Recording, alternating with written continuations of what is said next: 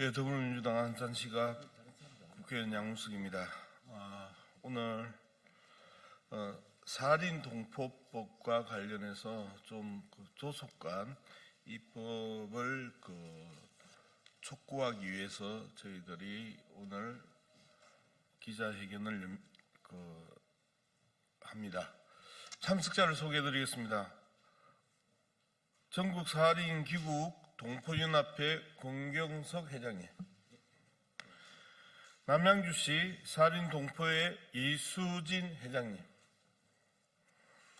안산시 상록구 대한노인회의 지혜 고향마을 연구기국자 주훈춘 노인회장님, 안산시 상록구 대한노인회 지혜 고향마을 연구기국자 조경재 고문님, 김포시 솔트마을 2단지 살린동포의 박정자 회장님,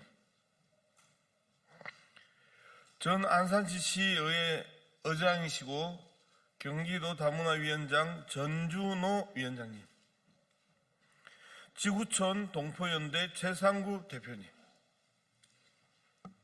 이쪽으로 안 오시고 거기에 해서 현행 살린동포법은 국내 영주를 목적으로 귀국하는 살린동포의 배우자 및 자녀와 그 배우자를 동반가족으로 하여 살린동포와 함께 영주귀국 정착 및 생활 안정을 지원하도록 하고 있습니다. 그러나 현행법에 따르면 살린동포는 1945년 8월 15일까지 살린에서 출생하였거나 이주한 한인으로 이미 고령으로 사망한 경우가 많습니다. 이 경우 그 가족들은 살린동포와 함께 귀국해야 하는 동반가족의 조건을 채우지 못하여 국가의 지원을 받지 못하고 있습니다. 이에 동반가족의 개념에 국내 영주를 목적으로 귀국하는 사망한 살린동포의 배우자, 자녀 등을 포함하여 살린동포의 사망 이후에도 그 가족들이 국내 영구 귀국, 정착 및 생활 안정에 관한 지원을 받을 수 있도록 하는 내용의 살린동포법 일부 개정 법률안을 양문석 의원실에서 지난 5월 30일 대표 발의했습니다. 개정안의 조속한 통과로 살린동포의 오랜 염원이 이루어질 수 있도록 국회 외교통일위원회 소속 의원님들을 비롯한 국회의원들의 많은 관심을 부탁드립니다. 사실상 생이별한 경우도 많고요. 그리고 정말 이재명 대통령이 말씀하셨던 것처럼 희생에 따른 보상의 문제가 한국 근현대사를 관통하면서 관철되기를 간곡히 바라는 마음에서 이렇게 기자회견을 합니다.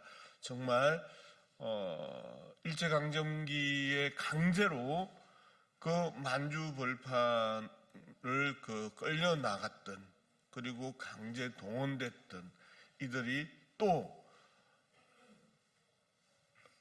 스탈린에 의해서 핍박받았던 이들이 이제 1세대들은 들어오셨는데 2세들, 3세들이 당신들의 의지와 상관없이 거기에 눌러앉고 모국으로부터 제대로 보호받지 못하고 모국으로부터 버림받았다라는 그러한 소외감들, 그리고 박탈감을 한국 근대사에서의 비극들이 지금도 지속되고 있습니다. 여러분들의 많은 관심 부탁드립니다. 고맙습니다.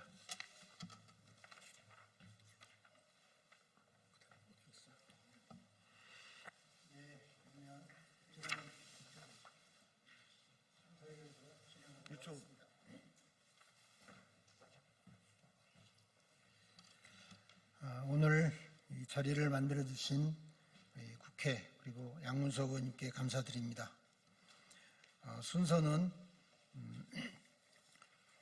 발언 세 분이 진행하시겠습니다.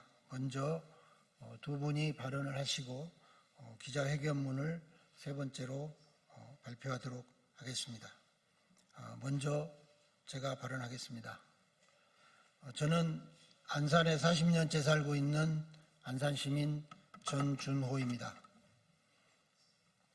2000년도에 우리 안산 고향마을에 사할린 영주 귀국 동포들께서 입주하셨습니다. 480여 가구에 1000여 분에 달하는 동포 어르신들께서 정착을 하셨습니다. 이후로 시의 지원과 또 관련 단체들의 노력으로 25년째 함께 살고 계십니다. 저도 같은 마을, 같은 동에서 어르신들과 함께 지내왔습니다. 2000년도에 사할린 동포 지원 특별법이 만들어진 이래로 개정도 거쳤지만 여전히 숙제가 많습니다. 1세대 분들은 연로하셔서 많이 돌아가셨고 또 장수하신 분들은 100세가 넘으신 어르신들이 지금도 함께 살고 계시기도 합니다. 몸이 노쇠하시고 병이 들어서 수발을 해야 되는데 자식들이 없어서 힘들어하시는 경우를 안타까워하다가 자녀들이 겨우 한 명 아니면 배우자 이렇게 동반 귀국해서 부양하고 보살피는 현실을 살고 계십니다. 지난 5월 30일 양문석 국회의원을 비롯한 10분의 국회의원께서 개정안을 발의해 주셨습니다. 1세대 분들이 사망하시더라도 그 후손들이 마땅히 동포이기에 그 뒤를 이어 영주 귀국을 허용해달라는 내용입니다. 존경하는 국회의원 여러분, 저는 2001년도에 고향마을 분들과 함께 사할린을 다녀온 적이 있습니다. 유준호 사할린스크시, 홈스크, 네벨스크, 돌린스크, 코르사코프를 돌아다니며 동포분들이 일제강점기 어렵게 생활하시던 곳을 둘러보았습니다. 널빤지로 둘러싸인 움막 같은 집에서 살고 계셨고 돌린스크의 탄광에서 갱도가 무너져 생매장당하시는 아픈 사연도 들었습니다. 그로부터 5년이 지나서 2006년도에는 우리 안산 고향마을에 입주하신 어르신들의 사시는 모습을 영상에 담아서 사할린 유준호 그 시의 한인문화관에 디지털 영상 자료실을 직접 가서 설치하는 일도 진행해 왔었습니다. 레닌 광장의 눈물화를 마주하면서 이 추운 곳에서 수십 년을 힘들게 사셨을 어르신들을 생각하며 목이 메이기도 했습니다. 이제 그분들이 안산이라는 그리고 전국적으로 수천의 어르신들이 귀국하여 살고 계십니다만 여전히 몸은 쇠약해져 가고 후손들과 다시 생이별을 하며 살아가고 계십니다. 이제 사할린에도 2,500여 분의 희망자가 귀국을 소원하고 있습니다. 후손들입니다. 우리의 동포들입니다. 고국에 와서 함께 살아갈 수 있는 기회를 주는 것이 힘이 약해서 국권을 잃고 국민들을 힘들게 했던 그 국가의 책임이고 국민의 책임이라고 생각합니다. 우리가 함께 이분들이 귀국하실 수 있도록 부모를 모시고 함께 살아갈 수 있도록 세계적으로 성장하고 있는 대한민국의 국민으로 자랑스럽게 함께 살아갈 수 있도록 이분들의 호소를 귀 기울여 주시고 이번 정기국회에서 반드시 개정안을 통과시켜 주실 것을 거듭 호소드립니다. 감사합니다. 다음은 우리 전국 사할린 귀국동포연합회 권경석 회장님께서 발언해 주시겠습니다.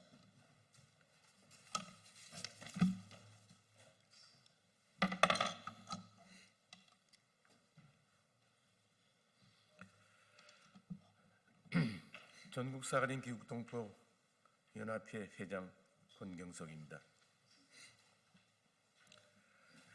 20대 국회에서 2020년 4월 30일 사할린 동포 지원에 관한 특별법안이 국회 본회의를 통과하고 2020년 5월 26일 법률로 지정되어 2021년 1월 1일부터 시행되었습니다.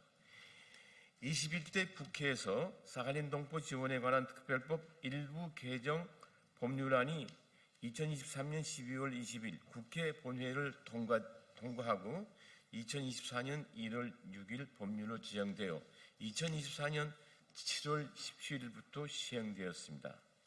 지난 25여 년 동안 약 5,500명의 사할린 동포들이 영주 귀국했으며 현재 19개의 시군에 약 3,200명이 거주하고 있습니다. 개정 법안에 의하면 영주 귀국 대상자는 직기비속 1인과 그 배우자에서 직기비속 자녀와 배우자로 확대되었습니다. 단 부모 사망 2세는 영주 귀국 대상에서 빠져 있습니다. 이 문제도 앞으로 해결되어야 한다고 봅니다. 한 부모 밑에서 태어나고 함께 자란 형제 자매가 고국의 품으로 돌아오지 못하는 아픔을 보듬어 주시기 바랍니다. 같은 부모의 자식이지만 우리만 고국으로 올 수 있어 늘 마음이 편치 않습니다. 사할린 동포법이 시행될 때 부모가 사망한 2세들이 차별 없이 들어올 수 있도록 국회도 찾아가고 기회가 있을 때마다 이야기를 했습니다. 또한 2028년부터 1세와 배우자, 장애와 자녀로 영주교육 대상이 확대되었는데 1세와 함께 온 2세 배우자 중 1세 사망 후 홀로 남아 외롭게 지내는 분들이 상당수 있습니다. 이분들 자녀 역시 영주교육 대상이 아닙니다. 다른 집 자녀들이 오는 것을 보면서 홀로 사는 이분들은 상대적으로 더 박탈감을 느낍니다. 이미 고령화된 이분들을 위해서라도 법 개정이 신속하게 되기를 바람하지 않습니다. 저희들은 2025년 5월 30일 양문석 국회의원님께서 대표 발의한 사할린 동포 지원에 관한 특별법 일부 개정안이 국회 본회의를 통과되길 간절히 바라며 부모 사망 2세의 영주교육 문제를 해결해 줄 것을 간곡하게 당부드리는 바입니다. 감사합니다.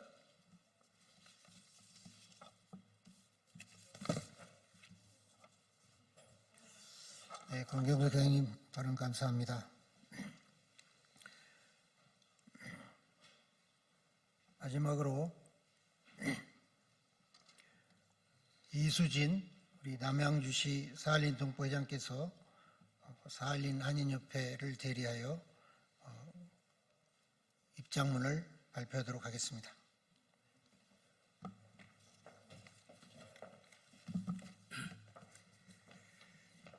저는 처음 구소련 계집이 시절에 사할린이 한인 단체 생긴데 이산가족이 생겼어요. 그때부터 이때까지 활동한 이수진입니다. 지금 사할린 한인 이산가족협회 전 회장, 지금은 명예회장, 지금 남양주 동포협회 회장. 존경하는 대한민국 국회의원 여러분께 우리는 사할린에서 조국을 그리며 살아온 사할린 한인협회의 이미 조국으로 돌아와 이 땅에 정착한 전국 사할린 동포 연합회입니다. 우리는 이 자리에 지난 80년간 조국을 항상 그리움없이 품고 살아온 수많은 동포들의 전기를 대신 전하기 위해 섰습니다. 우리는 지난 2020년 사할린 동포 지원 관련 특별법이 개정되었음에 이 법이 일제강점기 강제동원 피해를 치유하고 고향을 잃은 이들을 하늘 품줄 역사적 출발점이 될 것이라 믿었습니다. 그러나 이 법이 품고 있는 지명적인 독소 조항으로 인해 또 다른 상처가 깊어지고 있음을 목도하며 비통한 심정을 금할 수 없습니다. 살인에서 먼저 돌아가신 부모님은 조국으로부터 버림받은 때 그들의 자녀들까지 버림해야 합니까? 현행법 가장 큰 명정권 동방가족이라는 전한적인 개념입니다. 살인동포 본인이 생존하며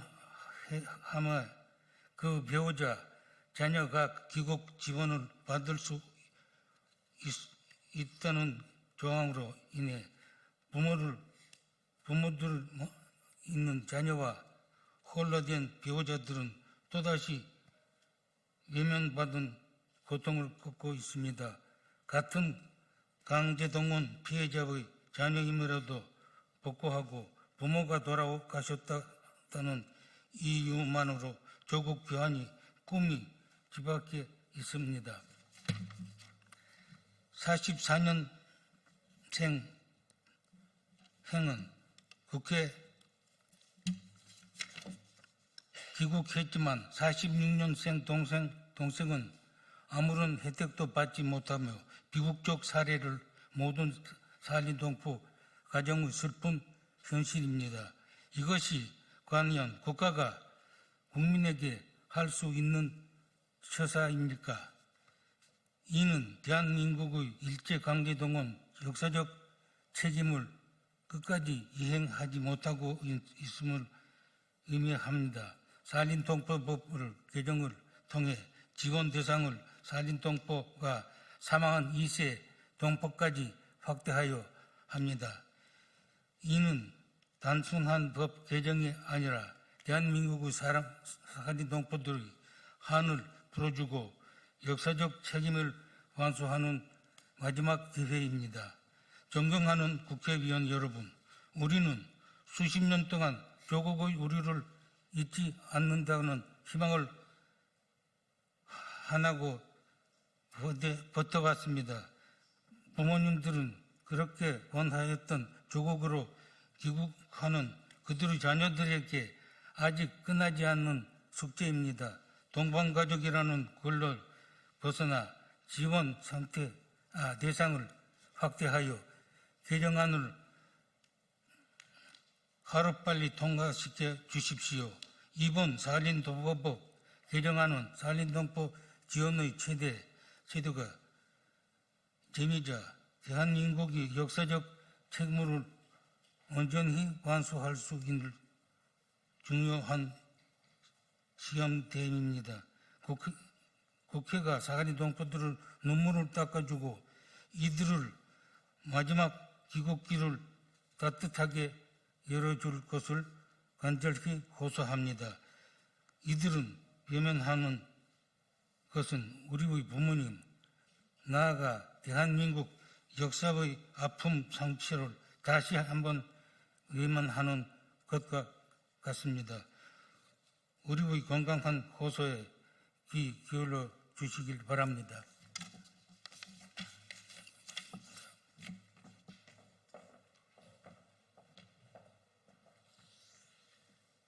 예, 이수진 회장님 발언 발표 감사드립니다.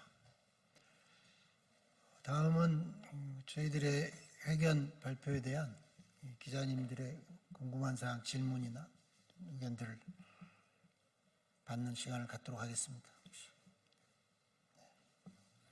없으시면 마무리를 하도록 하겠습니다. 앞서 발표문에 말씀해 주신 것처럼 단순한 법안 개정뿐만이 아닌 국가가 감당하고 책임져야 할 동포에 대한 사명으로서 숙제를 해결해달라는 말씀을 하셨습니다. 법 개정뿐만이 아니고 많은 숙제가 밀려 있습니다. 저해 동포에 대한 여러 가지 정부 차원의 시스템도 바뀌어져야 되고 2세, 3세들의 교육 성장 환경도 바뀌어져야 하고 입국 절차를 통한 비자 문제에서부터 여러 가지 또 복지부의 복지 문제 이것도 숙제가 많이 있습니다. 현장에서 늘 고민하시고 애써주시는 양문석 국회의원을 비롯한 국회의원 여러분, 지역에서 저희들도 동포분들이 보다 더 평안하게 지내실 수 있도록 더 노력하겠습니다.